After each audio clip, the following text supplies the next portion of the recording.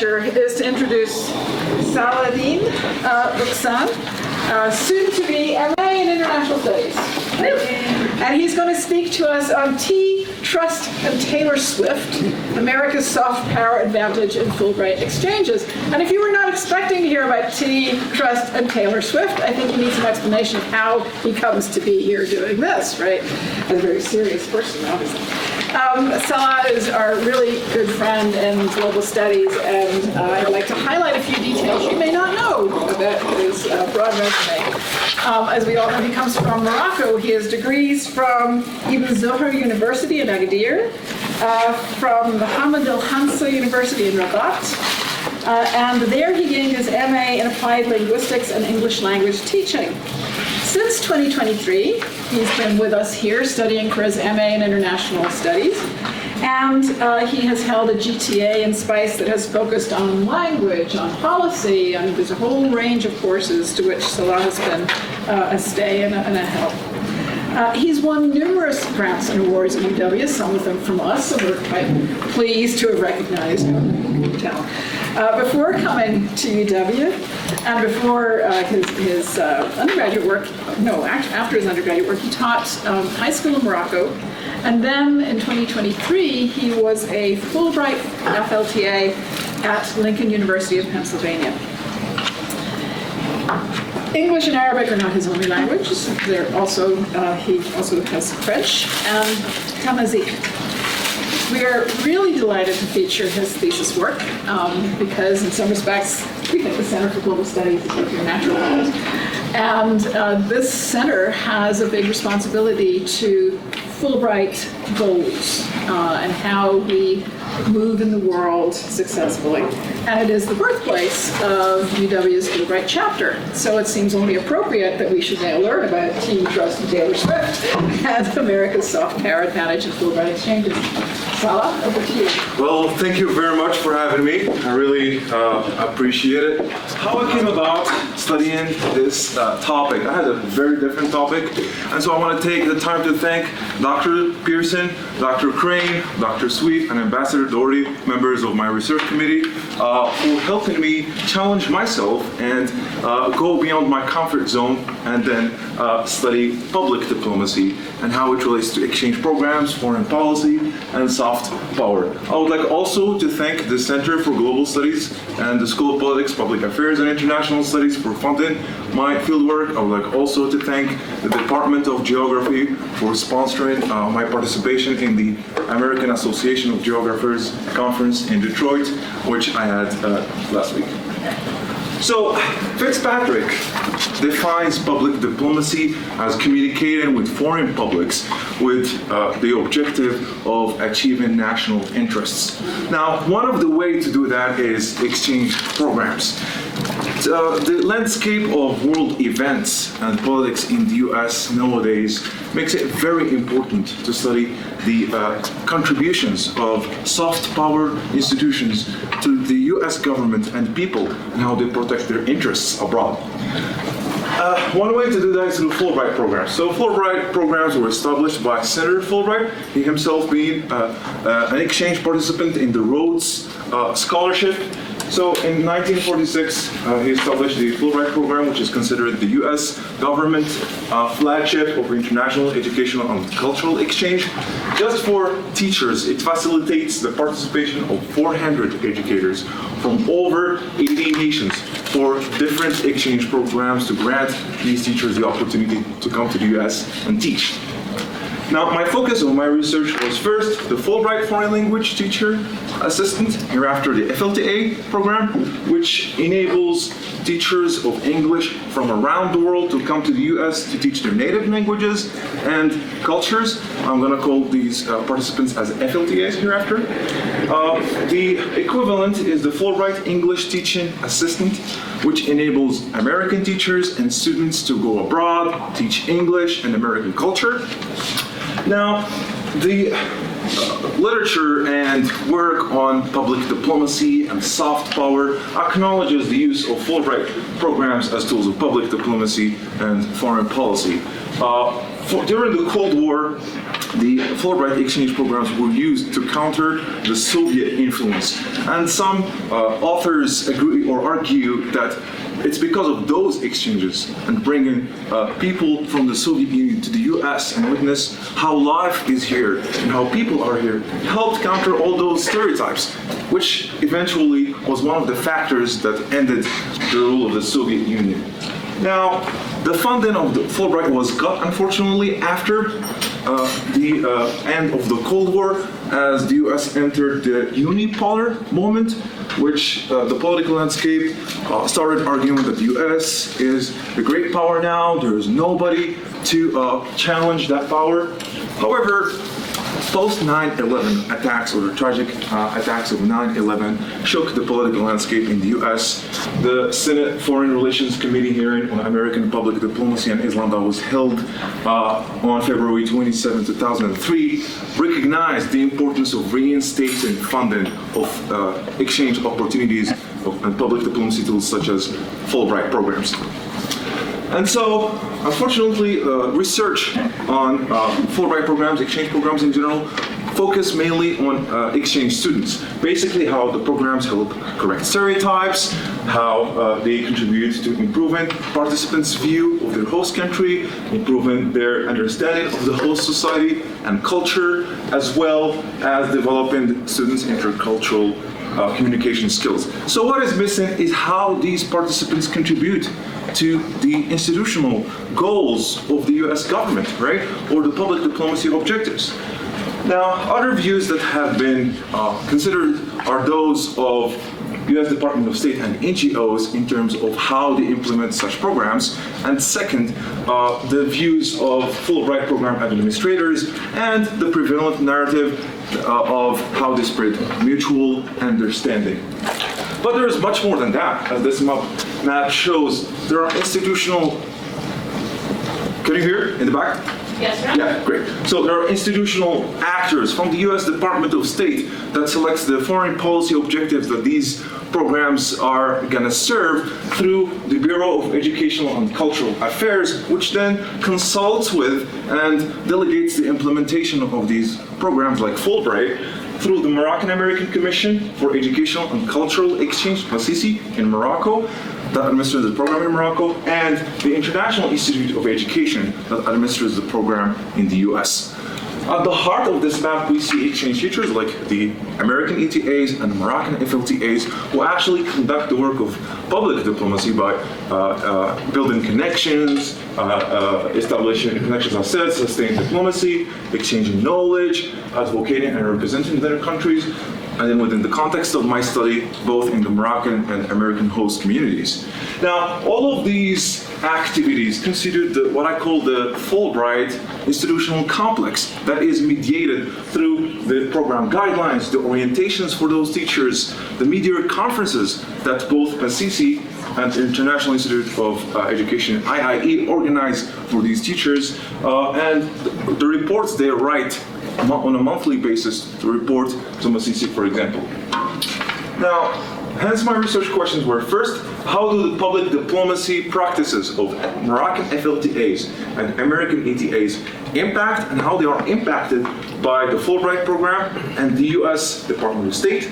Second, how do FLTAs and ETAs shape and inform the perspectives of their host communities regarding their home countries? And third, how do host environments utilize FLTAs and ETAs to gain information or insights into their home countries? Finally, how are the FLTAs and ETAs perspectives of their host and home countries changed during or post their exchange experience? Now, the theoretical framework that I adopted was institutional ethnography by Smith, which basically examines how everyday experiences or the problematic of those, in my case, of those Fulbright participants and their activities, or as Smith labels it, work, are shaped by and shape institutional processes, discourses, and power, what Smith refers to as ruling relations. Now, the institution in my study, as I perceive it, is, as I said, the Fulbright institutional complex. It's all of those actors, institutional and individual ones, and the relations that rule them.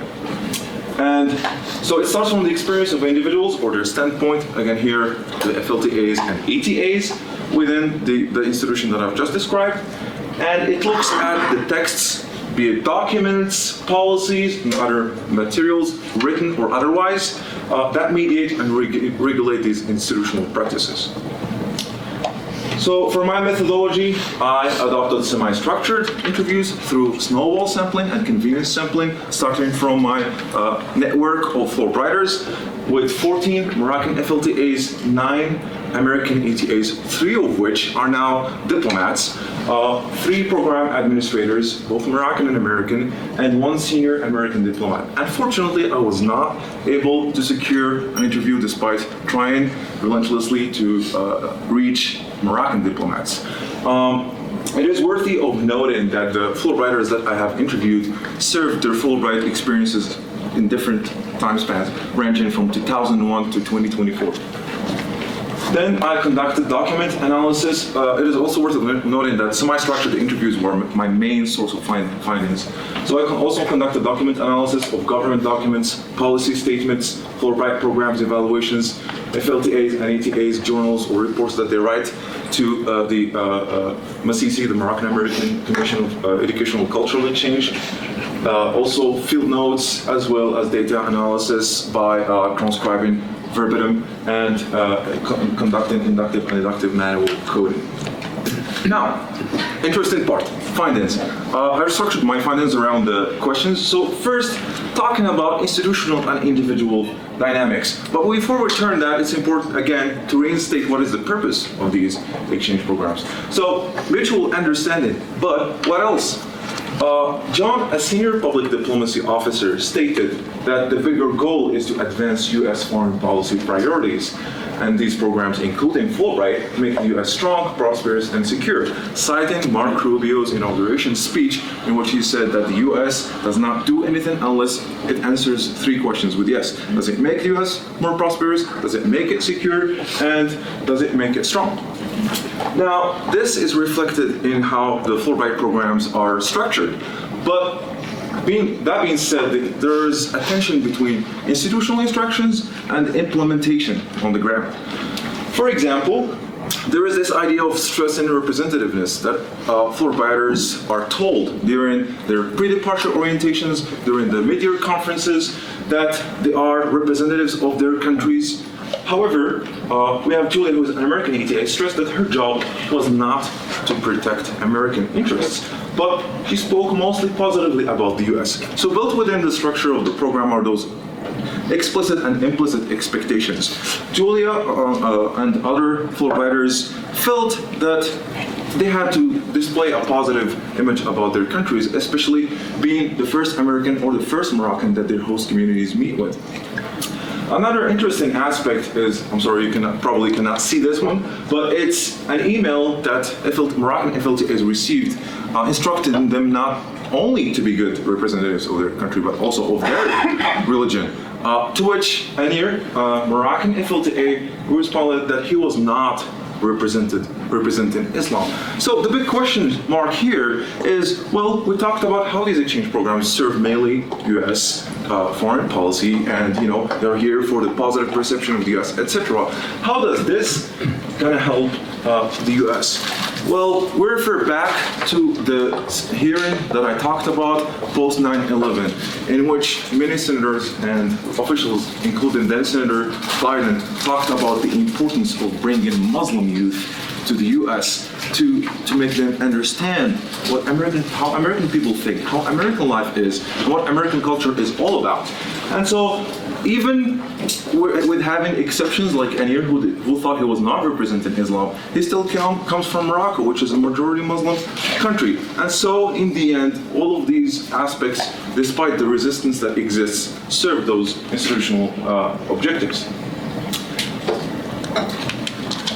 Now, discussing or in relation to the rule and relations that we talked about that regulate the Fulbright complex institutional framework, we have Miriam, an American ETA, who is currently a diplomat. She described the hierarchy that we talked about in the beginning, from Department of State at the top of the pyramid, then program administrators in the middle, and Fulbrighters just implementing.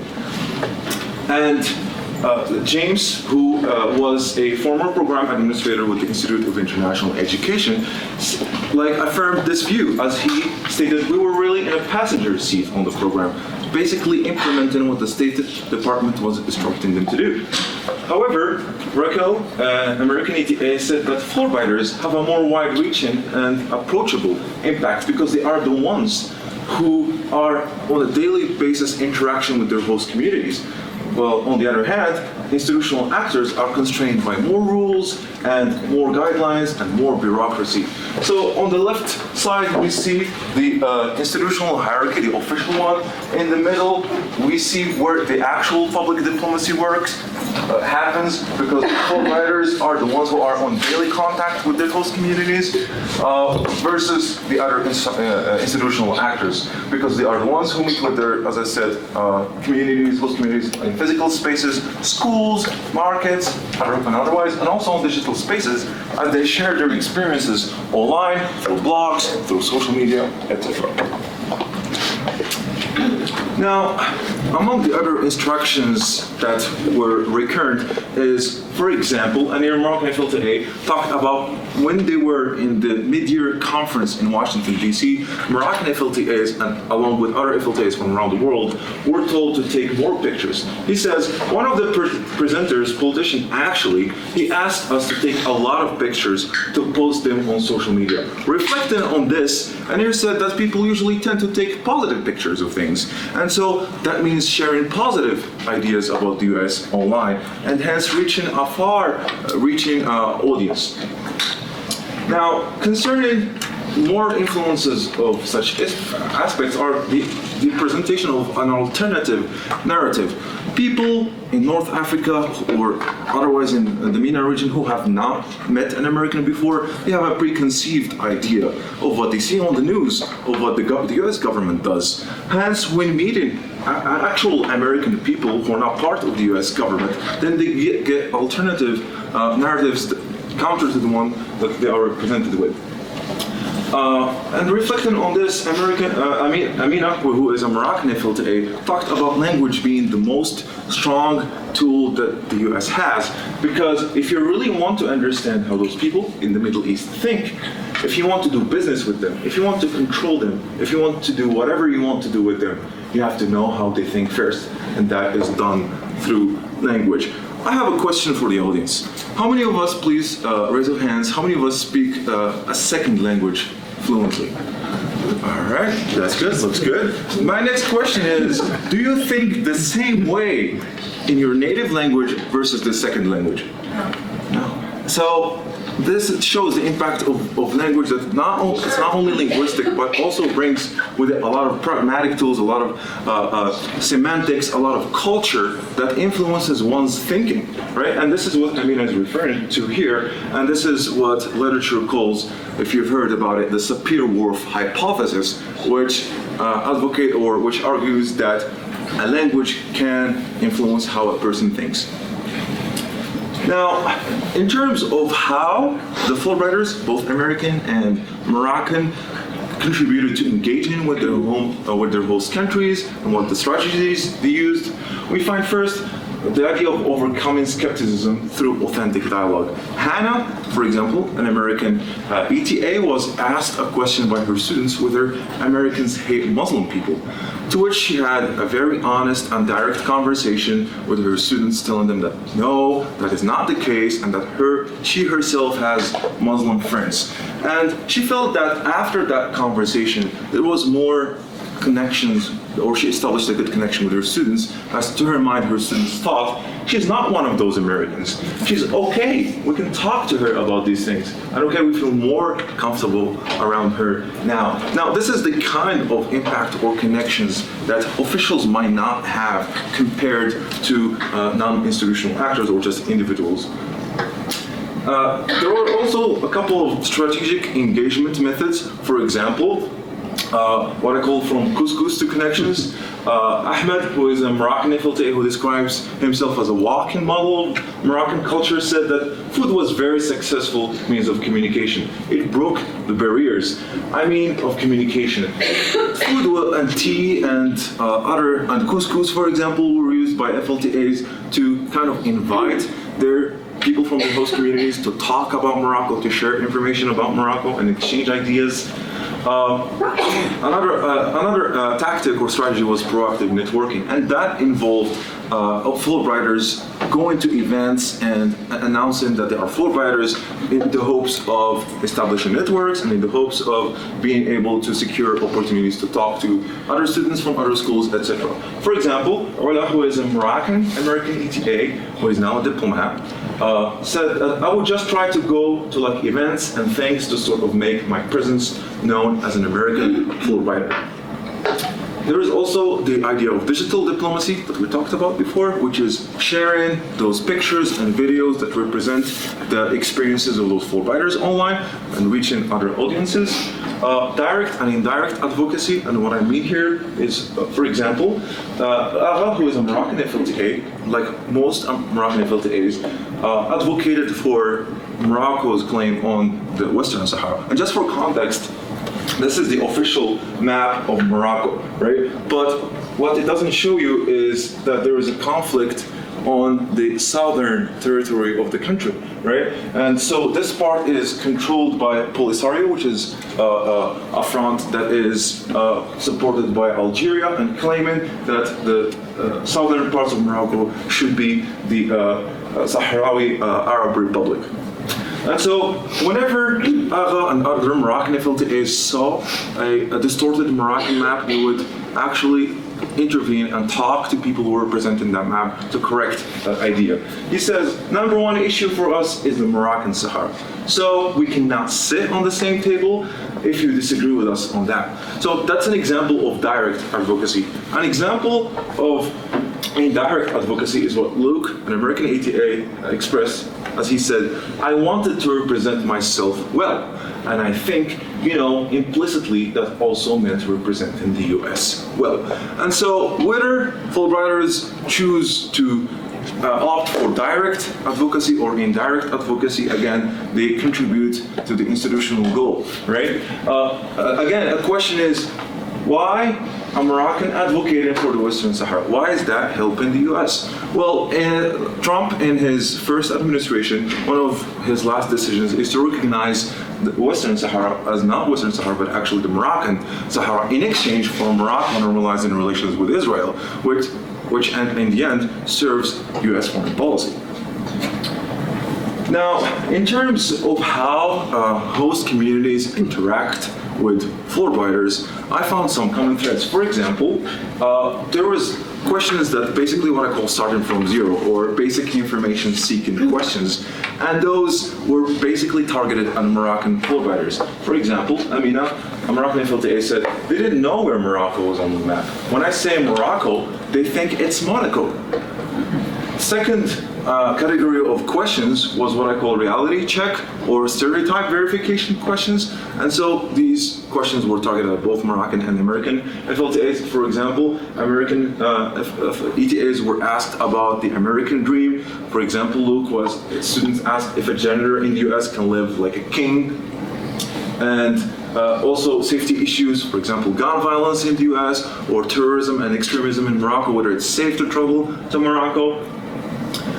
There were also some deep questions, and those basically were related to political structures in both countries and foreign policy of both countries. What is very important is that during international crises, these Fulbrighters acted like mediators, trying to explain what their country's positions are versus what their personal positions are. For example, post 9/11 attacks, Zubair, who was a Moroccan FLTA who came to the US just after the 9/11 attacks, whenever he was presented, he felt that he was on trial for a little bit because questions were targeted at him, generalized that Morocco is also part or agree with all the attacks that were happening. Now, Also, Alex, an American ETA, he specifically and directly sought to clarify that not all Americans supported the Afghanistan and Iraq wars.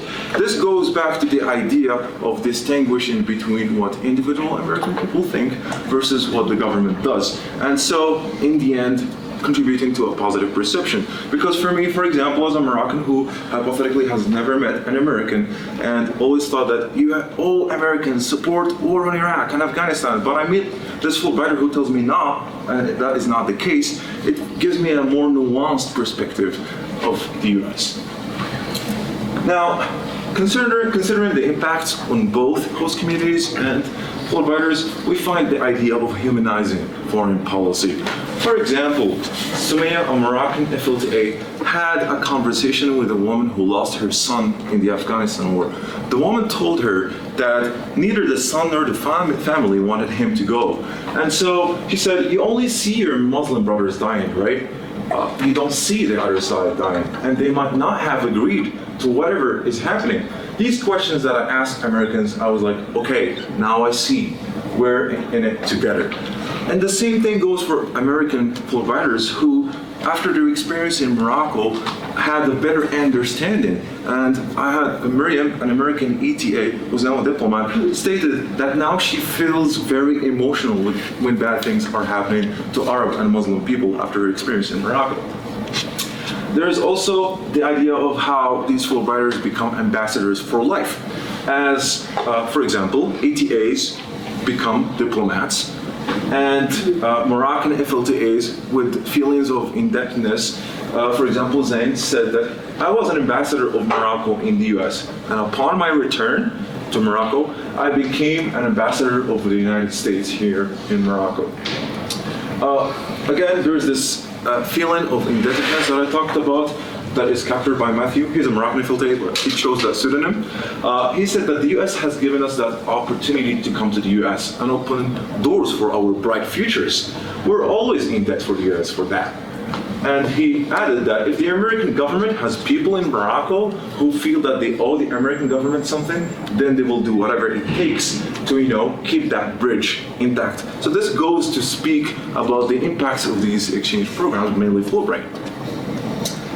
There is also a theme of enduring relations, as many Moroccan and American Fulbrighters keep contact and connections with their host communities. For example, Samia, Moroccan FLTA, said, I have 2 students that already settled down in Morocco and found jobs, and vice versa. Many Moroccan students came to the US and settled here.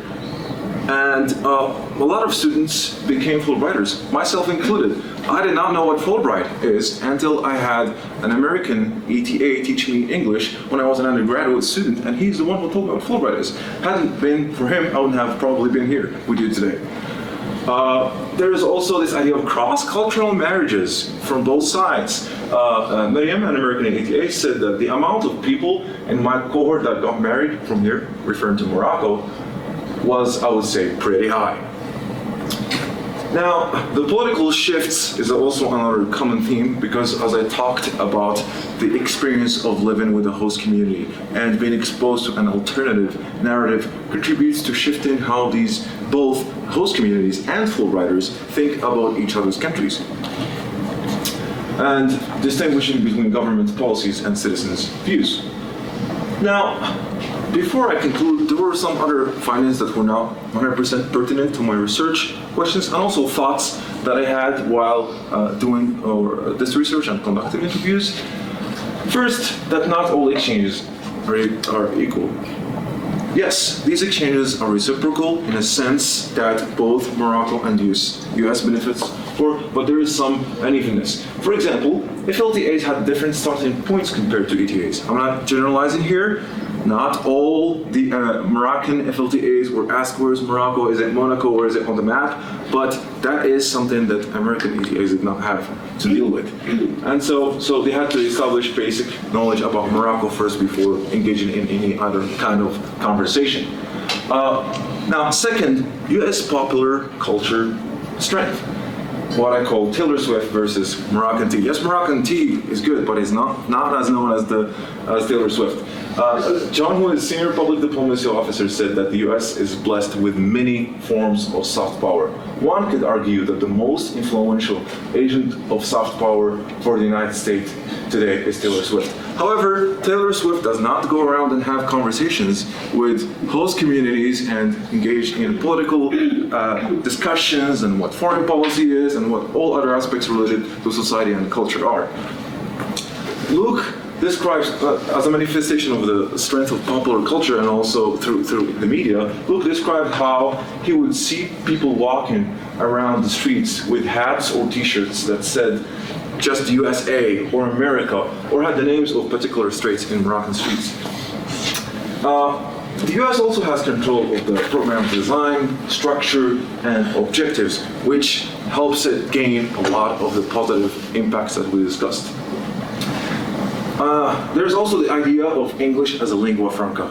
You all know that business is conducted in English around the world. Research is conducted in English. Publications are in English, right? And this goes to speak about the idea of what Amina mentioned of how if you teach somebody to speak your language, you're gonna more likely help them think like you.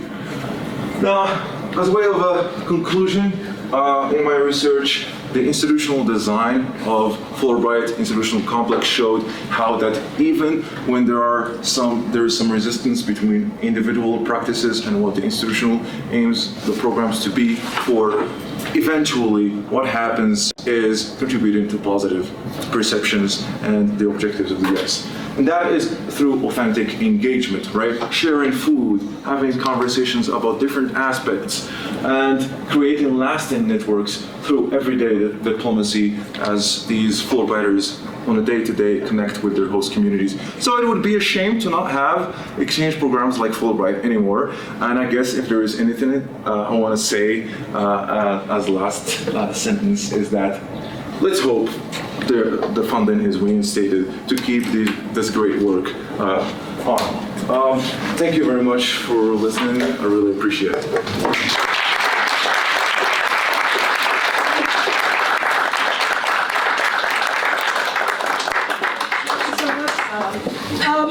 Not only were we listening, we were thinking about, all the issues and pondering questions. So, if you give me 1 second to get something to write on, just to keep these questions.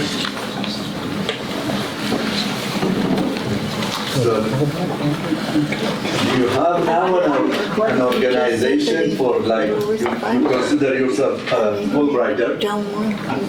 With your friends, do you have now some type of organization to show the administration that this program is important and we are going to do activities around to bring it, bring the support back? Just want to know your thoughts. Yeah, so just to double check, you're asking whether there are any kind of... You as, the people who have been in the Fulbright program, right? Do you have some type of association, organization, the students, the exchange students under this program? Is there something in the country that has some type of organization?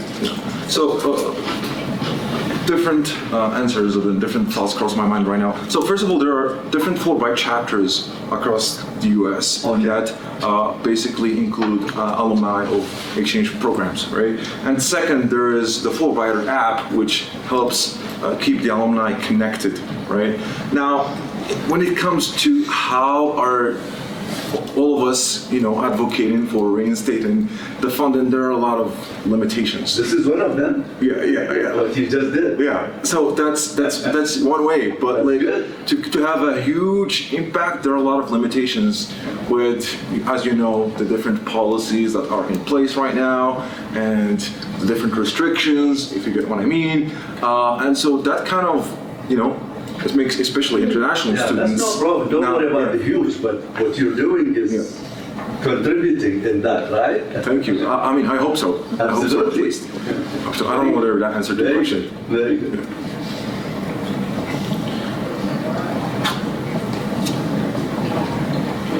other questions? The other question, you talked about the cultural and the diplomacy and political. How you manage to separate these? These two are very different. When it comes to normal people, different than trying to get the objective of those people connected to the objective of politicians and diplomats. Can I just ask you just... How did you kind of, in your study, manage to couple them? I guess it comes down to what your definition of politics is, and what is political and what is not political, and whether diplomacy. Whether there is the ability of distinguish between one thing that is purely not political and one thing that is 100% political, and then whether there is a spectrum. So I guess depending on how you define politics is what the answer be. For me, I think everything is political. What is cultural is deeply political, and like saying that you're not engaged in politics is in itself politics. And so this gathering, you think, is political? I would say yes, because you would not be here either if you had an idea about the Fulbright program, whether you want it to be funded or you don't want it to be funded. And so, depending on the position you hold, okay. It is. Does that make sense? I got your perspective. Yeah. Yes. I remember. I just wondered if you consider this. Back when I was a master's degree student, I took Gene Garrison's foreign policy class. I forget the name of the specific psychological phenomenon that is like people can only care about certain number of things in depth. You know what I mean? And so when it becomes too complex and it's too far away from their core concerns, they tend to generalize, right? And what Fulbright does is, and there's a name for that, like there's a theory out there that I forget what it's called, but what Fulbright does is it puts a person in front of you and pulls you out of that. Like I before knowing you, I didn't care enough about understanding what was going on with Western Sahara and Morocco and Algeria, and like when I got to know you and your other colleagues from Morocco, that forced me because I cared about you. There was a person in front of me that gave me tea, right? That was really good. And then all of a sudden, like we started having conversations. I was like, wow, this is like other places in the world I know, and made comparisons, and I started caring. You know, like it pulled that whatever that psychological phenomenon was keeping me from caring about these issues. It made them real because now all of a sudden, knowing you, it became more of a core concern for me to understand you and what you were coming from, and now I understand the world better. So whatever that theory is, it'd be nice to like acknowledge that too. That this helps you, I guess, prove your point. Is that it takes you out of it removes these issues that you generalize about on the periphery and puts them right in front of you. I mean, what you mentioned is really interesting. I do not particularly know the name of the theory you're referring Dr. to. Garrison knows. Yeah. She's sorry she can't be here today, by the way. She sent a message.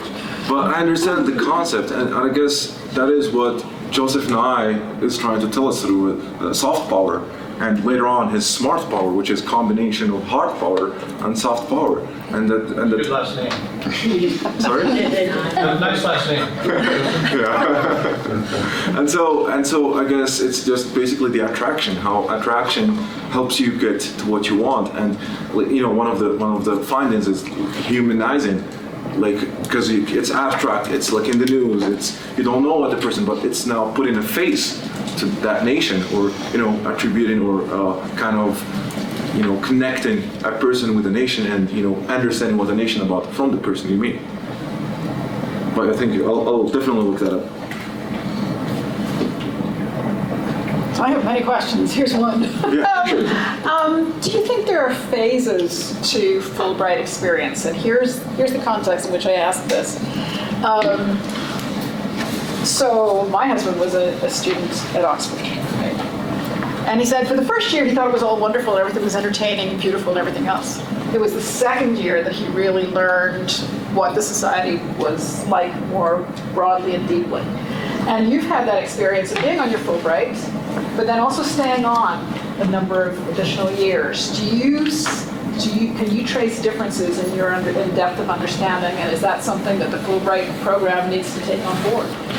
Yeah, I mean, definitely. Like, the more you stay in some place, the more connections you build, the more other places you visit, the more, nuanced perspective you have about that place.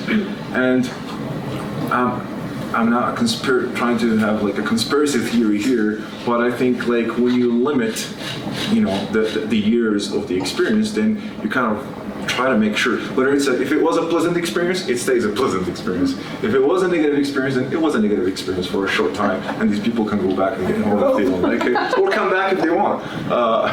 And so yes, definitely, as you said, there are definitely phases. I mean, that's not something I ask in my interviews, but like just answering like from my personal experience, yes. Like again, the more you stay, the more you learn, the more nuanced. Like my first experience was not good. I was ready to leave, but I had a friend here. Most of you probably know him. His name is Ayu. He invited me to come here and see how it is, and that's how I decided to stay here, because I liked Wyoming. I liked the University of Wyoming. I liked the activities here compared to the university where I was. Yeah. I don't know whether that answered your question.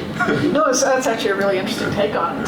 That there's perhaps a strategic reason for it to be a short Perhaps, I don't know. engagement. Yeah. And also that America is so big that where you get placed makes a big difference to your experience. Joy. Caroline, can you tell us what, if the current Fulbright program is paused, are people still able to put in requests for Fulbrights? Are we still able to bring Fulbrights here? Tell us what the situation So is. the operations are still functional in terms of the competitions. Deadlines are getting pushed back. The big one for applying for faculty Fulbrights, which would be September, we haven't heard anything about it changing. People who are on Fulbright here and abroad, I think there are some questions about how they're getting paid right now. Yeah? Noah, did you have something to add? I mean, I think you can legally say that about 85% of Fulbright, 85% of federal funding is returned at this point, and they're going on each specific funding source, case by case. And just to add on to that, there are, as I mentioned, MACC is a Moroccan American Commission of Educational Cultural Exchange. It's a binational commission, and so a lot of countries contribute to funding Fulbright program. There are certain programs, like the programs I'm studying, the FLT and the ETA, they are 100% funded by the U.S. Department of State, which means those are the programs that have a lot of issues, versus programs that are partially funded by the U.S. and also by the other countries. Then those, do not face similar issues. But definitely, FLTAs or ETAs, they have their budgets paused, especially if they're getting 100% of it from the U.S. Department of State. Because again, there are Fulbrighters who get partial of their funding from the universities where they are placed, and another part from the U.S. Department of State. So they're still getting what the universities are, provide them with, but the part of the U.S. Department of State is paused for the moment, and to the best of my knowledge. And also, a lot of people working in the International Institute of Education have been furloughed, and so even the day-to-day management of the programs is kind of having issues. Yes. This might not be a super direct question, but thinking kind of about that, if these institutions like Fulbright are suspended and we see other institutions maybe step up to the plate, hopefully, to still offer exchange opportunities, are there countries or programs that seem to be kind of taking the forefront, that are kind of leaning into this as an opportunity to excel their name and their program to the level of where Fulbright is, et cetera? Or are we kind of at a point where we're waiting to see what comes next? I mean, it's a good question. I'll be lying to you if I told you I have a full developed answer. But from what I know, there are also other countries, of course, that have established programs like the JET program in Japan that brings people to teach their languages in Japan. Saudi Arabia has also a bunch of programs like that, and they also fund their students to go abroad, irrelevant of what happens to Fulbright. Now, Whether their efficiency and their expertise is the same as the one of Fulbright programs, that's where the question lies. Because since 1946, it's years and years and years of developing, years of reports, years of getting feedback from both the exchange participants and the administrators, etc., etc. So it will take some time. It will take some time to get to that level of expertise, I would argue.